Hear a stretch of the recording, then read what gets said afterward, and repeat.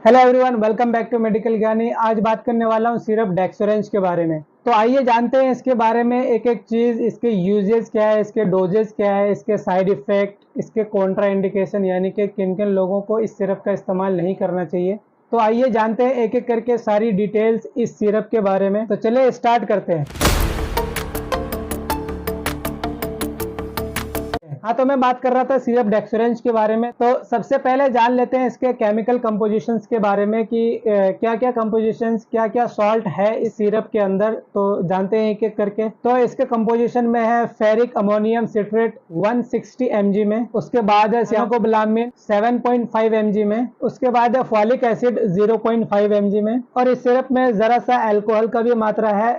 एक बोतल के अंदर 0.87 ml अल्कोहल का मात्रा भी पाया जाता है इस सिरप के अंदर। तो ये थे इसके केमिकल कंपोजिशंस। अब जानते हैं इसके बारे में थोड़ा सा डिटेल। तो सिरप डेक्सोरेंज का जो मेन काम है वो है हमारी बॉडी में ब्लड सेल्स को बनने में मदद करना, यानी कि हमारी बॉडी में जो ब्लड बनता है उसमें बहुत ही ज़्यादा मदद करता है ये सिरप। और जाहिर सी बात है, अगर आपको आपके काम में किसी की मदद मिल जाए तो वो काम तेजी से होने लगता है। तो इसी तरह से हमारी बॉडी में जो ब्लड बनता है उसमें ये सिरप बहुत ही ज़्यादा हेल्प करता है। और साथ ही साथ इस सिरप के कुछ और भी फायदे हैं, जैसे कि भूख लगाना, उसके बाद कमजोरी को दूर करना।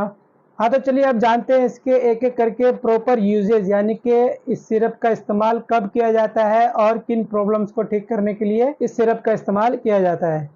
एनीमिया यानी कि हमारी बॉडी में ब्लड की कमी हो जाना कुछ न्यूट्रिशंस की कमी की वजह से, जैसे कि folic acid, vitamin B12, iron, इन न्यूट्रिशंस की कमी के कारण हमारी बॉडी में ब्लड की कमी हो जाती है। तो इस कमी को दूर करने के लिए इस सिरप का इस्तेमाल किया जाता है। एक सेंटेंस में अगर आप समझो तो ब्लड को बढ़ाने के लिए इस सिरप का इस्तेमाल किया जाता है। उसके बाद नेक्स्ट इसके यूजेस में आता है भूख को बढ़ाने के लिए इस सिरप का इस्तेमाल किया जाता है। उसके बाद नेक्स्ट है कमजोरी को दूर करने के लिए भी इस सिरप का इस्तेमाल किया जाता है। उसके बाद नेक्स्ट है अगर किसी का कोई ऑपरेशन हुआ है या फिर कोई सर्जरी हुई है तो सर्जरी के बाद भी डॉक्टर इस सिरप को लिखते हैं ताकि जो सर्जरी के दौरान ब्लड निकला है उस ब्लड की कमी को पूरी की जा सके। उसके बाद एक और इम्पोर्टेंट यूजेस है इस सिरप का, जैसे कि इस सिरप का इस्तेमाल एज अ न्यूट्रिशनल सप्लीमेंट भी किया जाता है। जैसे कि प्रेगनेंसी में इस सिरप का इस्तेमाल किया जाता है ताकि जो बेबी है उसके फॉर्मेशन में, यानी कि उसके जो अंग है उसको बनने में किसी चीज की कमी ना रह जाए, या कभी कभी बच्चे की भी प्रॉपर ग्रोथिंग नहीं हो पाती, ऐसी कोई प्रॉब्लम ना आ जाए, इसलिए भी इस सिरप का इस्तेमाल किया जाता है प्रेगनेंसी के दौरान। और दूसरा यह है कि मदर को ब्लड की कमी ना हो जाए डिलीवरी से पहले, इसलिए भी इस सिरप का इस्तेमाल किया जाता है प्रेगनेंसी में।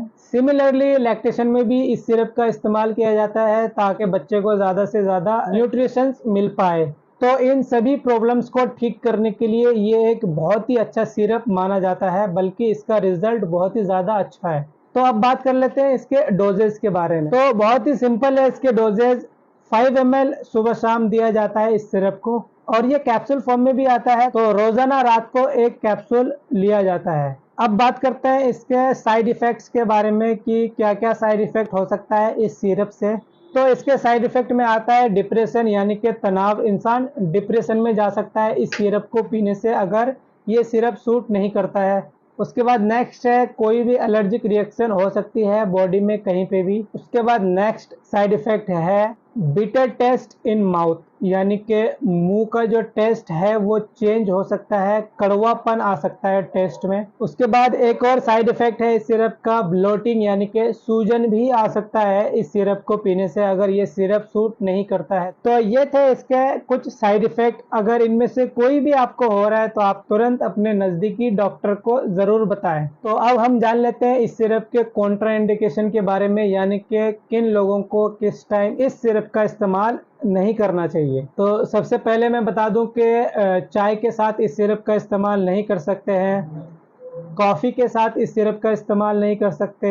अगर फैमिली में किसी को इस सिरप से एलर्जी है तो आप अपने डॉक्टर को ज़रूर बताएं, या फिर इस सिरप के जो कंपोजिशंस मैंने अभी बताए हैं इसमें से अगर किसी कंपोजिशन से आपको एलर्जी है तब भी इस सिरप का इस्तेमाल ना करें। उसके बाद है, अगर आपको अगले 2-3 हफ्ते बाद आपका कोई सर्जरी होना है, कोई ऑपरेशन होना है, तब भी इस सिरप का इस्तेमाल ना करें। ये जो सिरप है ये एक पोस्ट ऑपरेटिव सिरप है, यानी कि सर्जरी के बाद तो इस सिरप को दिया जाता है, लेकिन सर्जरी से कुछ हफ्ते पहले इस सिरप का इस्तेमाल नहीं किया जाता है। और लास्ट में मैं एक चीज बता देना चाहूंगा आप लोगों को कि कभी भी कोई भी जो है एलोपैथिक ड्रग सेल्फ कभी भी ना लें। कभी भी अगर आपको किसी एलोपैथिक दवाई की जरूरत पड़ती है तो आप अपने डॉक्टर से कांटेक्ट करें या फिर अपने डॉक्टर का एडवाइस जरूर लें। बिना डॉक्टर के एडवाइस के कोई भी दवाई नहीं लेनी चाहिए। तो ये थी आज की जानकारी दोस्तों सिरप डेक्सोरेंस के बारे में। मैंने कंप्लीट डिटेल बता दिया है। तो मिलते हैं नेक्स्ट वीडियो में, तब तक के लिए बाय एंड टेक केयर।